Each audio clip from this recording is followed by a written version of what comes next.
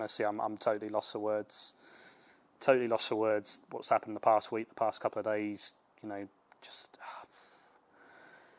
Yeah, the emotions are raw. Even more so when I wrote the tweet on Saturday. It was as I said in my tweet, it's my bangiversary. It was my anniversary getting blown up. It was us squaddies call it your bangiversary. So that day's always raw for me anyway. Raw for me and my family. Normally I'm quite quiet. I keep myself to myself. Me and my wife will have a few drinks and reminisce. But I just felt on Saturday I had to write something. I had to put my 2 pence in. Just seeing events unfold in Afghanistan, just heartbreaking and devastating to see. Just the country I fought in and fought for has just gone up in smoke like that. Absolutely crazy. I feel sorry for the country of Afghanistan. My job out there was to find bombs, to find improvised explosive devices. I love my job. I'm so proud to have served in the British military and the British Army, and the job I'd done was high risk, but I loved it. It was high adrenaline. I had a bad day at the office, as I joke about, and squaddy humour, squaddy banter. You got to laugh. You don't laugh, you cry. But just seeing, unfold the past week, watching your news show and other news programmes, just the devastation, the loss, just how easy Taliban have taken over the country. I'm just lost for words. Us being British soldiers, we trained up the Afghans, the Afghan National Army. The British Army is the best in the world, and we gave them the best training, the best weapons. Spent God knows how many millions training them. And I get it, we couldn't have stayed there, but just to see the quick withdrawal and then it to go up in smoke in a week or whatever it was, it just doesn't feel right, and that can't be right. And I think there's a sadness. There's a sadness about how they're feeling. There's also there's an anxiety. There's an increased anxiety because it brings home watching on the newsreel, the country that you kind of know so well.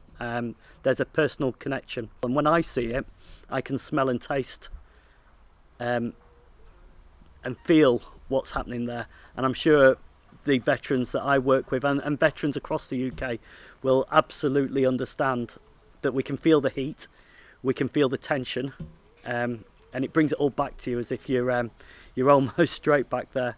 It's just devastating to watch the scenes and to be constantly receiving texts and voicemails and taking calls from partners and friends and colleagues with whom we've worked for, in some cases 20 years, who are feeling very, very exposed, terrified, and just trying to think of how they can look to the future in a way that will protect their families from retribution. And obviously some of them are hoping to try and leave the country so that they can be safe in the knowledge that they won't be likely to be attacked or taken and disappeared by the Taliban once the West does leave fully. I think there'll be plenty of time for us to pore over the detail and decide what or what wasn't worth anything. I think it depends on the perspective you have as to your view, whether it was worth it. I certainly am very proud of the things that my colleagues and I tried to do to support the Afghans. And I think that to say it's wasted is really doing a huge disservice to those who gave everything, particularly the Afghans, but also to those servicemen and women, non-governmental organisations, government officials. It's been a huge team of people who've for the right reasons gone back year after year to support this country and this community to give them a brighter future. We run the risk that we're actually going to be sowing the seeds to lose the next conflict. The way that our moral obligations to the people that helped us, our interpreters, the other staff, families who have helped us whilst we've been in the country, if we don't do right by them now, then who is going to help us in the future? Our politics have been too light on this for the last 20 odd years. We saw very simple solutions, and actually these are really, really difficult issues. And even though Afghanistan is moving into the next phase or whatever it's going to be, these extremist elements are still out there around the world, and they still wish to do us harm, and we can't take our eye off the ball next time.